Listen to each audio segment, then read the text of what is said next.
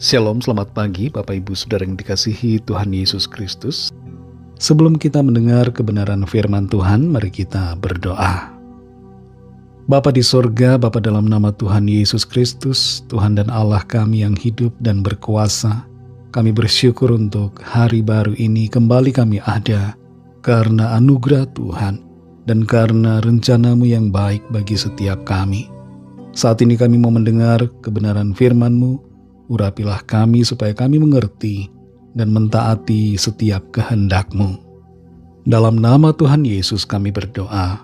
Haleluya, amin. Saudara yang dikasihi Tuhan, ayat firman Tuhan saat ini terdapat dalam kitab 1 Samuel pasal 17 ayat 3-4 dan ayat yang ke-11.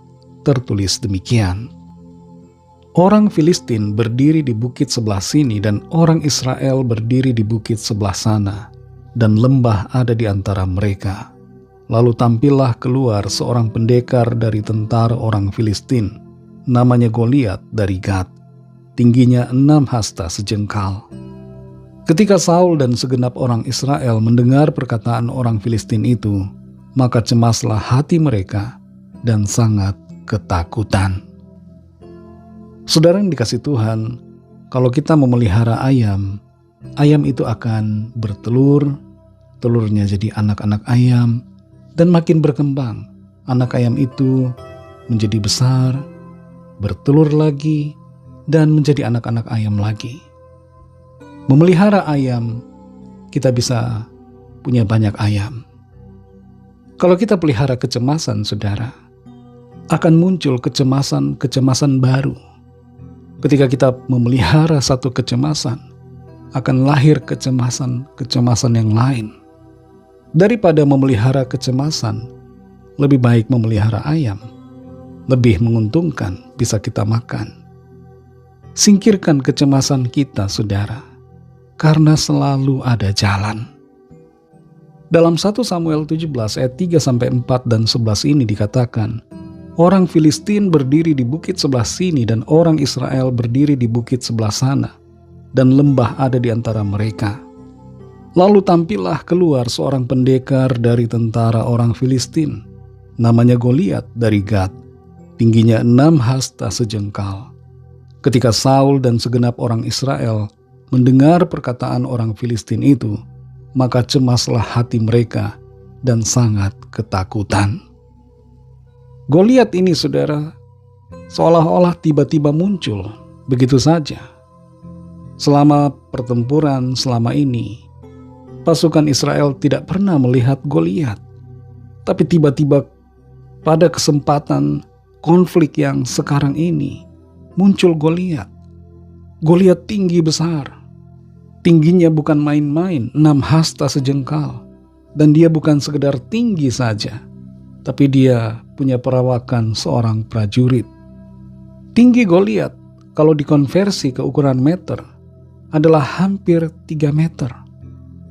Kalau menurut catatan rekor Guinness di dunia, orang tertinggi yang masih hidup saat ini adalah Sultan Kosen dari Turki.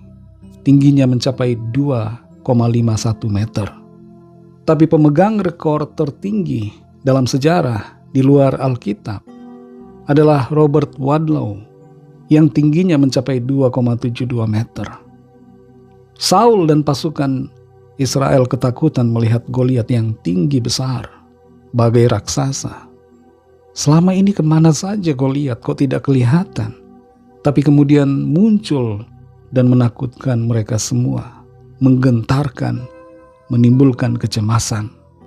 Selama ini bangsa Israel melihat sepertinya keadaan baik-baik saja, tidak ada masalah besar. Hanya masalah kecil yang setara dengan kemampuan mereka. Tapi tiba-tiba ada masalah besar, yaitu Goliat yang muncul. Masalah besar kadang-kadang datang dalam hidup kita. Dan reaksi kita cenderung seperti Saul dan juga pasukannya. Kita menjadi cemas hati dan sangat ketakutan. Tapi ayat ini tidak berhenti di situ, saudara. Ada Daud yang kemudian melawan Goliat. Daud tidak takut karena dia percaya ada Tuhan yang menolong dia. Dia tidak cemas karena percaya selalu ada jalan bersama dengan Tuhan. Demikianlah seharusnya kita, saudara. Masalah sebesar apapun, kita perlu menyikapinya dengan hati yang tenang dan percaya bahwa Tuhan akan menolong kita dengan caranya yang ajaib. Hadapi persoalan kita dengan iman.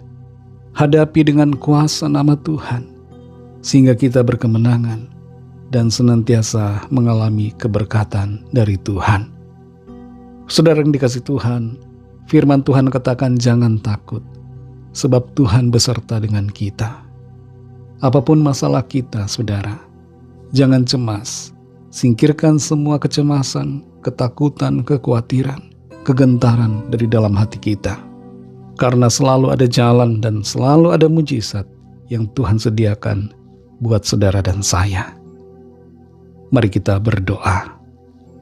Terima kasih Tuhan Yesus, kami bersyukur Bapa untuk firman yang sudah kami dengar, yang memberikan kami kekuatan, bahwa di dalam setiap persoalan, sebesar apapun persoalan yang ada, pasti selalu ada jalan, karena Tuhan memberikan kami kemampuan, kekuatan dan jalan keluar. Jamah setiap hati kami yang saat ini sedang lemah, yang sedang dipenuhi kecemasan, dipenuhi dengan kekhawatiran akan berbagai persoalan, masalah dalam kehidupan. Lawatlah ya Tuhan dan penuhi setiap hati kami dan pikiran kami dengan iman semangat bahwa Tuhan selalu ada bersama, memberikan kami kekuatan dan mujizat pertolongan. Terima kasih untuk firman-Mu Tuhan. Berkatilah kami di sepanjang hari ini dalam segala tugas aktivitas kami. Pimpin dan sertai kami, agar kami berkemenangan di dalam segala perkara.